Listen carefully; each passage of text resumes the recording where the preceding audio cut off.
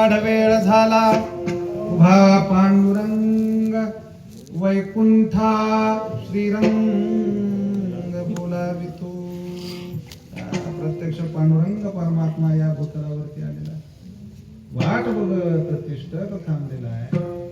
ज्यांना न्यायला स्वतः परमात्मा येतोय त्यांनी कशाला म्हणायला पाहिजे राम राम म्हणता जाव माझा प्राण. काय गरज आहे का त्यांना म्हणायची? काय गरज आहे यांना म्हणायची अंतकाळी ज्याच्या नामाली?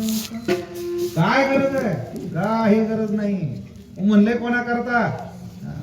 लक्षात घ्या, मी का सांगायला लागलो हे लक्षात घ्या. जे काही केलंय सगळं ते केवळ तुम्हा सारख्या सर्वसामान्यांचा उद्धार व्हावा, तुम्हा सगळ्या रीती माहिती व्हाव्या याच्या करता फक्त कृती करून क्रिया करून महात्म्याने दाखवलेल्या नाही का. आणि तीच कृती करताना महाराजांनी म्हणावं भगवंताची याचना करा, भगवंताला मागा, काय तुझा विसर न व्हावा. हे चिदान देगा देवा, भगवंता कधीही तुझा विसर आम्हाला पडू देऊ नकोस, सतत तुझा आठवा आम्हाला झाला पाहिजे. दुसऱ्या चरणामध्ये महाराज म्हणतात गुणगायण आवडी. हे चिदान देगा देवा, भगवंता तुझे गुण गाण्याची आवडी तू आम्हाला दे. भगवंताचे गुण गाण्याची आवडी महाराजांना नव्हती का? तुकोबाराय आवडीनं भगवंताचं स्मरण करत नव्हते का? भगवंताचे गुण गाणं म्हणजे नेमकं काय? तर भगवंताचं स्मरण करणं, त्याला आळवणं, त्याला आठवणं, त्याचं भजन करणं म्हणजेच काय? तर भगवंताचे गुण गाणं. मग आता तुकोबाराय मग त्या भगवंताचं स्मरण करत नव्हते का? तर महाराज म्हणतात पहा दिनरजनी हाची धंदा गोविंदाचे पवाडे. दिवस रात्र आम्ही भगवंताचं स्मरण करतो, त्याशिवाय दुसरा काहीच उद्योग नाही आम्हाला. नुसतं दिवसा आणि रात्री भगवंताचं स्मरण करतो नाही. आमच्या ध्यानात पांडुरंग आहे, मनात पांडुरंग आहे, चित्तात पांडुरंग आहे. आम्ही जागे असलो तरी पांडुरंगच, झोपलेलो असलो तरी पांडुरंगच, नवे नवे स्वप्नात देखील पांडुरंगच आहे. त्या पांडुरंगाशिवाय दुसरा कोणता विचार आमच्या अंतकरणाला देखील शिवत नाही. म्हणतात महाराज पहा पांडुरंग ध्यानी पांडुरंग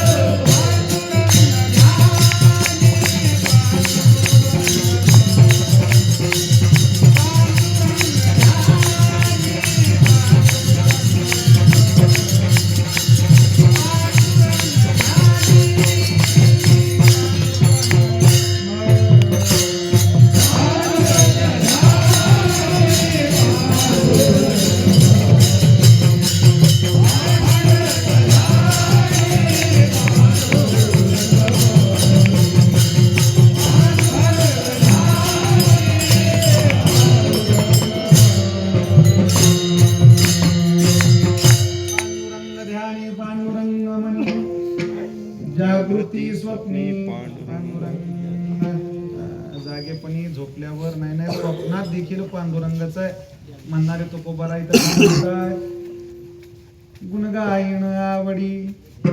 हे चिदान देगा देवा भगवंताचे गुण गाण्याची आवडी महाराजांना नव्हती का?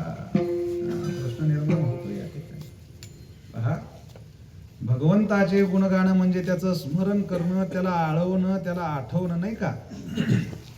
तुम्ही आम्ही देखील भगवंताचं भजन करतो, त्याला आळवतो, त्याला आठवतो, नाही का? कीर्तनात बसल्यानंतर मोठ्या मोठ्यानं गजर करतो, हातानं टाळ्या वाजवतो, बरोबर ना? का चुकीचं बोलते काय? तर करत नाहीत का? करतात ना? दिसाल मला थोड्या वेळा ना.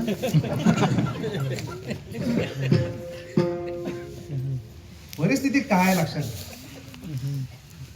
भगवंताचं भजन आपण करायला लागलो किंवा करायचं असलं की काय होतं, आमचं चित्त विषयाकडे धाव घेत राहतं, नाही का? स्थिर राहत नाही होते.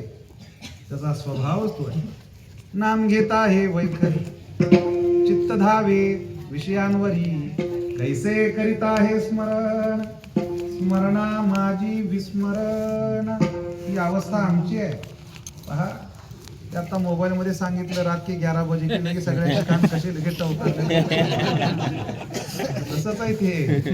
भगवंताचं स्मरण करायचं म्हटलं की आमचं लक्ष असल्या गोष्टीकडे अगोदर जातं, नाही का? बसलोय आम्ही कीर्तनात, नाही का?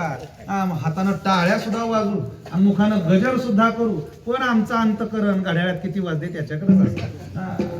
11 वाजले अजून ह्यानं मधली चाल घेतली नाही, पुढे अजून किती तंगडणार आहे पुन्हा गाडव्याचे दिवस लागल्या अंगावर काटा यायला तो करून काय कसं, नाही का? हे असंच भगवंताचं स्मरण करायचं म्हटलं की ह्या अशा गोष्टी घाला घातल्याशिवाय राहतच नाही. पण भगवंताचं स्मरण जर करायचं असेल, त्याचं चिंतन करायचं असेल, तर त्याविषयीची आवडी असणं आवश्यक आहे. तेवढ्या या विषयाचं प्राबल्य आम्हाला जर कमी करायचं तर त्या भगवत भजनाविषयीची आवडी अंतकरणानं धरल्याशिवाय त्या विषय विकारांचं प्राबल्य कमी होणार नाही. आवडी अंतकरणात असावी. किती आवडी असावी त्या भगवत भजनाची, म्हणजे ती विषय आमचं काहीही करू शकणार नाही. किती आवडी असावी. नकळे दिवस की राती अखंड लागली से ज्योती, आनंद लहरीची स्थिती काय वर्णू मी तया सुखा. अरे एवढी आवडी त्या भगवत भजनाची लागावी. दिवस आहे का रात्र आहे, कशाचंही स्मरण त्या ठिकाणी झालं नाही पाहिजे. एवढी आवडी त्या भगवत भजनाची लागावी लागते हो. त्याशिवाय हे विषय विकार हे शरीर सोडून दूर पळत नाहीत. तुकोबारांचा एक नियम होता.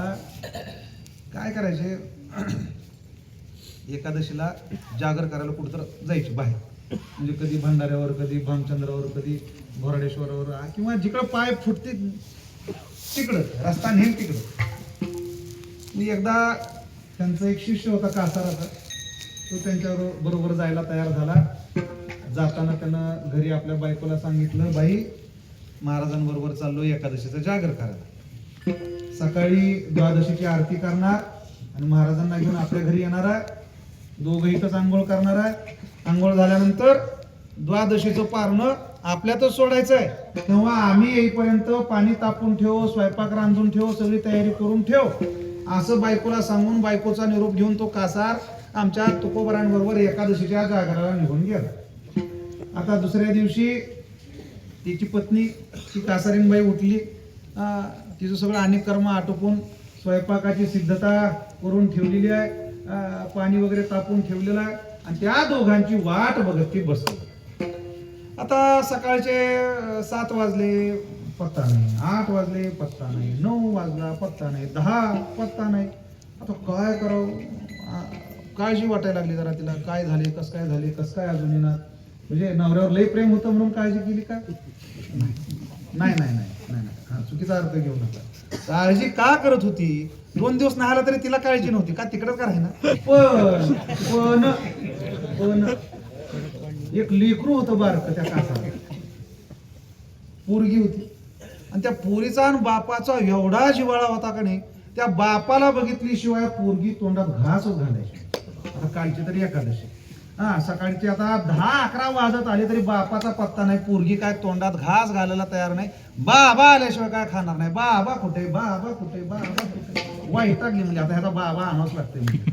पडली घराबाहेर, शोधायला सुरुवात केली. दोघाला शोधतीये शोधतीये शोधतीये शोधतीये शोधतीये, काय पत्ताच लागायला तयार नाही. कुठून तरी कळलं अमुक अमुक ठिकाणावरून म्हणजे लागलाय टाळाचा आवाज यायला. मोठमोठ्यानं भजन केलेलं म्हणजे बघा तिकडे असतील कदाचित.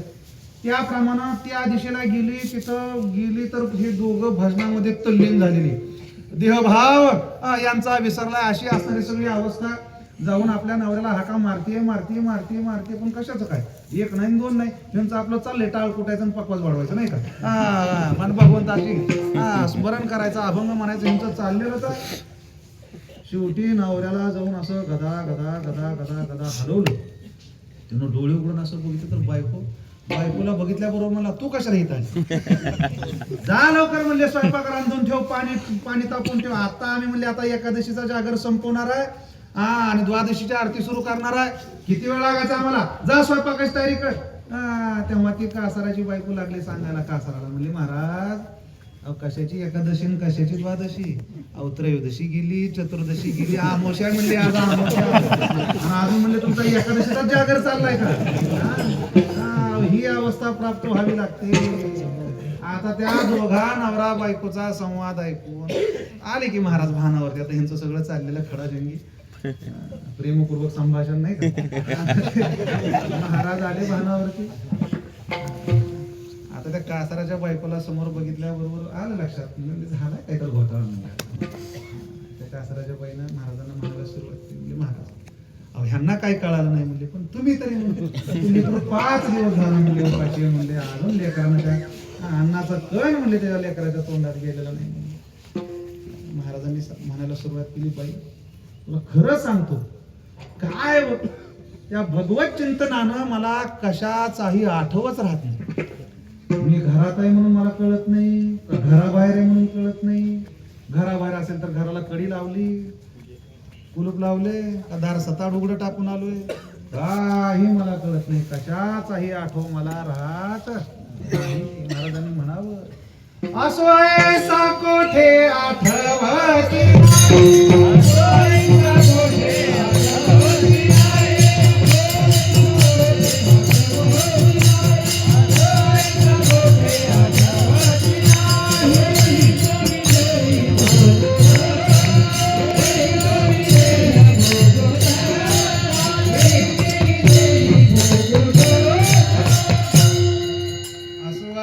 कुठे आठवची नाही, देहीच विदेही भोगू दशा. मी कुठे काय मला कशाचही स्मरण होत नाही, कशाचाही आठव मला होत नाही.